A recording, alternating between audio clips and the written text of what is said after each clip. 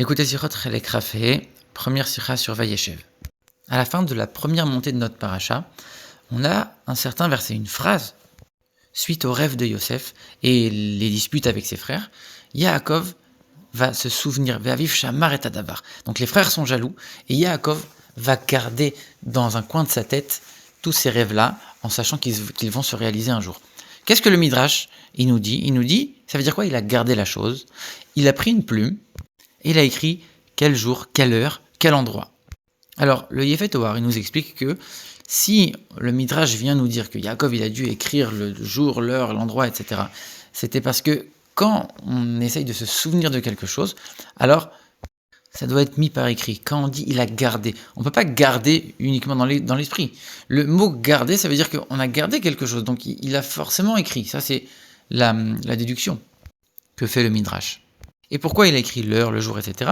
Alors, dans la Gemara, c'est écrit que lorsque on a l'espoir qu'un rêve se réalise, on a 22 ans pile avant de pouvoir désespérer par rapport à ce rêve-là. Mais malgré tout, il y a quand même une question évidente, c'est que pourquoi tu notes le jour, l'heure et l'endroit, et tu notes pas le contenu, l'histoire même du rêve lui-même. Et en plus de ça, tu notes quoi? Le jour et l'heure. Mais note l'année et le mois, c'est beaucoup plus important que le jour et l'heure. Donc on a l'impression qu'on passe complètement à côté de l'essentiel ici. Et le contenu, et le temps précis, entre guillemets. Alors il y a un autre midrash, quand on creuse un peu qui nous dit qu'il a gravé, parce que comme c'est une prophétie, eh bien on devait le graver. Mais d'un autre côté, dans le livre de Bereshit, des prophéties, il y en a eu énormément. On n'a jamais appris, on n'a jamais entendu que les patriarches, Abraham, Yitzhak et Yaakov, ils ont commencé à graver des choses dès que c'était une prophétie. Et puis même si tu es en train de me dire que c'est une prophétie qu'il fallait l'écrire, tu résous pas ma question de savoir pourquoi t'as pas écrit l'heure, t'as pas écrit le mois, l'année et le contenu du rêve lui-même. Alors avant de comprendre tout ça, il y a aussi certaines questions qui paraissent évidentes. C'est écrit clairement au début de la paracha que les frères avaient de la haine, ils détestaient Yosef. Alors si tu sais qu'ils te détestent, pourquoi tu vas aller raconter ces rêves-là devant eux alors que tu sais que ça va les énerver? Encore mieux que ça. Ils ont déjà mal réagi par rapport au premier rêve, et toi tu leur racontes encore le deuxième. C'est quand même étonnant. Alors une des explications qui est donnée là-dessus, c'est qu'on sait très bien que lorsqu'on raconte un rêve, c'est l'interprétation qui va fixer la réalisation du rêve. Et même quand le rêve il est clair, il est évident, et la conclusion elle est limpide et évidente pour tout le monde, la manière de l'interpréter, c'est comme ça que le rêve va se réaliser. C'est ça qui va fixer la manière que le rêve va avoir de se dérouler.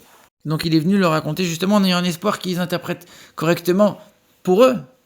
Et ce qui est étonnant aussi, c'est que on voit nulle part que Yosef a raconté à Yaakov son premier rêve. On voit nulle part que c'est écrit. D'ailleurs, on n'a pas d'interprétation, pas de réaction. On ne nous dit pas qu'il a raconté à Yaakov le premier rêve. Et par contre, à l'inverse, on voit que les tribus, ses frères n'ont pas du tout interprété le second rêve. Ils ont interprété que le premier en disant « Ah, nous, on va se prosterner devant toi ». Et quand il raconte à Yaakov comment il réagit, il gronde un peu Yosef en disant « Ah, tu crois vraiment que nous, on va se prosterner ?» Et comme on le sait très bien, il fait ça juste pour calmer l'animosité et la tension entre lui et ses frères. Mais derrière, qu'est-ce qu'il va faire Yaakov? Il va prendre tout de suite une plume et il va écrire.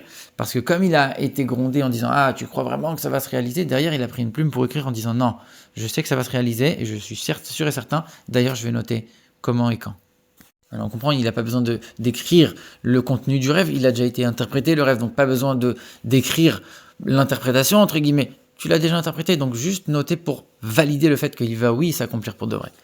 Alors avant d'expliquer tout ça et de résoudre un peu toutes ces questions, le rabbi il va expliquer un grand principe, c'est que la traversée de la vie des patriarches Abraham, Yitzhak et Yaakov, c'est un signe, c'est précurseur, c'est ce qui va donner la force au peuple juif tout au long de l'histoire, de faire son chemin et de surmonter toutes les épreuves.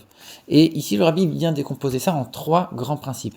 Quand on a un père et son fils, on a 3 étapes. On a la première étape, quand le fils et le père sont encore une seule et même chose. Ça veut dire que le fils n'a pas encore été conçu, il est encore dans le corps du père, et il fait un avec son père. Et ensuite, on a la deuxième étape, qui est le moment où le fils est vivant, il est indépendant, il a des membres, il a une vie à part entière, complètement séparée de son père. Et entre les deux, on a la grossesse. C'est une étape qui va venir faire le lien, faire le pont entre le moment où le fils et le père ne font qu'un, et le moment où le fils et le père sont complètement séparés. Au fur et à mesure, chaque membre va se développer au cours de la grossesse, jusqu'à ce que l'enfant soit complètement séparé de son père. Et comme le dit le Tanya, tout au long de sa vie, le fils va garder un lien très très proche, très très fort avec son père, puisqu'il sait qu'il reste constamment en connexion avec le niveau qui était le premier, le niveau où lui et son père n'étaient qu'un. Et donc il garde toujours une connexion très profonde avec l'essence du père, puisqu'il va quelque part rester connecté avec sa source tout au long de sa vie. Eh bien, chez les patriarches, c'est exactement la même chose. On a la première étape, où on a Avraham, Yitzhak et Yaakov, les trois patriarches qui vont, à travers le cheminement de leur vie, donner des impulsions d'énergie pour le peuple juif tout au long de l'histoire. Mais à ce moment-là, les âmes à venir du peuple juif, et Yaakov, parce qu'on sait qu'Yaakov en plus était une réincarnation de Adam Arishon, donc il avait toutes les âmes du peuple juif à l'intérieur de lui, lui et les descendants ne font qu'un.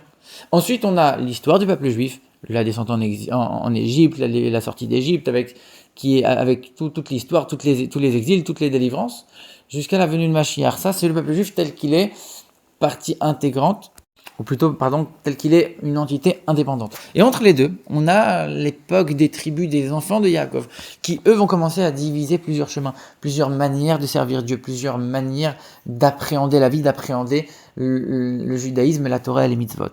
Et ça, c'est le pont entre le moment où le peuple juif est complètement inclus dans les patriarches, et le moment où le peuple juif il est complètement disséminé aux quatre coins du globe et qui parcourt toute son histoire. Et ça, c'est toute la particularité, la singularité de la paracha de Vayeshev. Dans les parachiotes précédentes, on était encore en train de parler de Yaakov, le dernier des patriarches. C'est encore l'histoire des patriarches, les enfants tels qu'ils sont inclus dans les parents, dans les patriarches. Et quand on regarde par la suite, le début de la descente, c'est la descente en exil en Égypte, avec par la suite l'esclavage et la sortie d'Égypte. Et entre les deux, qu'est-ce qui va faire le pont ? C'est cette descente de Yosef qui va être vendue en Égypte et qui ensuite va ramener tous ses frères avec lui. Ça veut dire que tous ces rêves de Yosef, qui vont commencer à parler du moment où il va être roi, et que les frères vont se prosterner devant lui, vont venir habiter en Égypte avec Yosef en tant que roi. C'est-à-dire on est en train de parler de rêves qui sont précurseurs de cette distinction entre les patriarches et les enfants d'un autre côté. Tout ça, ça se passe dans cette paracha de Vayeshev. C'est ça la charnière entre ces deux époques-là. Comme Rashi le dit très bien, quand il est parti de Hebron, c'est-à-dire l'endroit où il y avait Abraham, l'alliance que Dieu a fait à Abraham en disant ta descendance sera exilée, ça a été accompli par la descente de Yosef. Et ensuite, on a par la suite toute l'histoire du peuple juif, avec la descente en Égypte, c'est cet exil qui va être la source de tous les exils, et bien sûr la sortie d'Égypte qui, elle aussi, va être la source de toutes les délivrances. Donc on a toute l'histoire du peuple juif qui est contenue ici, dans cet épisode de la descente de Yosef, qui lui-même va être quelque part allusionné dans ces rêves qui vont montrer Yosef en tant que roi d'Égypte. Maintenant, on peut comprendre les choses avec une vision beaucoup plus profonde. Quand on est en train de dire que les frères détestaient Yosef, ça ne veut pas dire que c'était de la vraie haine au sens où nous on l'entend. Ça veut dire quoi ? Ça veut dire qu'à partir de cette époque-là, les chemins se sont divisés, chacun avec sa particularité, qui va apporter quelque chose et son rôle à jouer dans le peuple juif. Mais parmi tous ces rôles-là, il y a un rôle qui est désiré beaucoup plus que les autres, c'est le rôle du roi, celui qui va être le précurseur de cet épisode-là, qui va enclencher cette deuxième étape-là. Et ce rôle, tout le monde l'envie. Donc quand on dit que les frères sont jaloux, c'est pas qu'ils sont jaloux de manière méchante, c'est qu'en fait, eux aussi, ils auraient aimé avoir le mérite d'être cette charnière-là. Ils l'ont pas eu, eux aussi, ils ont leur qualité, eux aussi, ils ont leur rôle et leur rôle à jouer, leur plus à apporter. Mais chacun avait envie d'avoir le rôle principal, entre guillemets.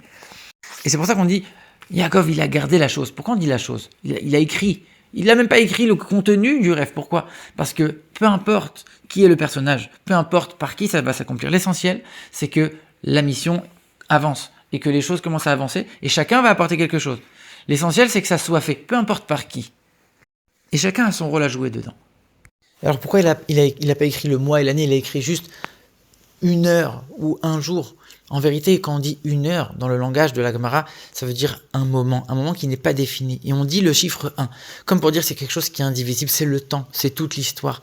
En vérité, on est en train à ce moment-là de parler de quelque chose qui va inclure en lui. Yaakov, il va garder. C'est quoi cette chose que Yaakov va garder ? C'est tout le cheminement de l'entièreté de l'histoire du peuple juif. Et donc évidemment qu'il n'a pas noté une date précise à proprement parler et un contenu avec une histoire proprement écrite. C'est sûr que c'était pas de ça qu'on est en train de parler ici. Maintenant, on sait que la paracha de Vayeshev, elle est toujours lue à proximité avec le 19 qui se lève. Et le parallèle qu'on peut établir entre ces deux histoires, c'est que chez l'Admour Azaken, il y avait aussi cette jalousie des autres, cet emprisonnement comme Yosef et cette délivrance par la suite. Et le fait que le père, que Yaakov, le patriarche, a gardé la chose, à quoi ça correspond?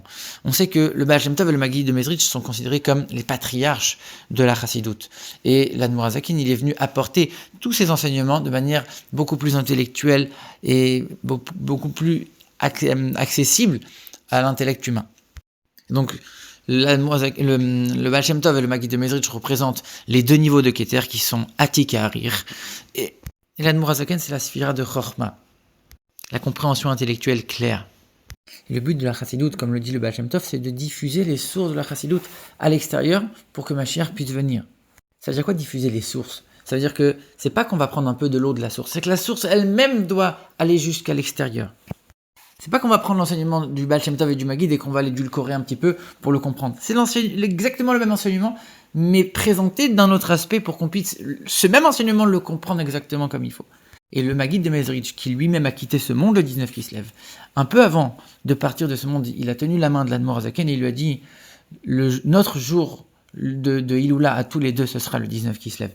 Sous-entendu, lui, il va partir, il va quitter ce monde le 19 qui se lève et l'Admour Hazaken sera libéré le 19 qui se lève. Ça veut dire que quand le Maggid de Mezritch était sur le point de partir et qu'il savait très bien que c'était le moment charnière entre les patriarches, lui et le Baal Shem Tov, et de l'autre côté, les 7 rabbéim qui allaient venir par la suite, c'est ce moment de charnière où la source elle-même doit être diffusée à l'extérieur. Shamar et Adavar, Yaakov qui garde la chose telle qu'elle est, telle qu'elle est une avec la source, telle qu'elle est indivisible. Et cette source-là, il faut la diffuser à l'extérieur. C'est ça que le Maggid a dit juste avant de partir, pour donner les forces à l'Admour Hazaken de constituer cette charnière et de prendre cette source et de la diffuser et de la rendre accessible à tout le monde après le 19 qui se lève.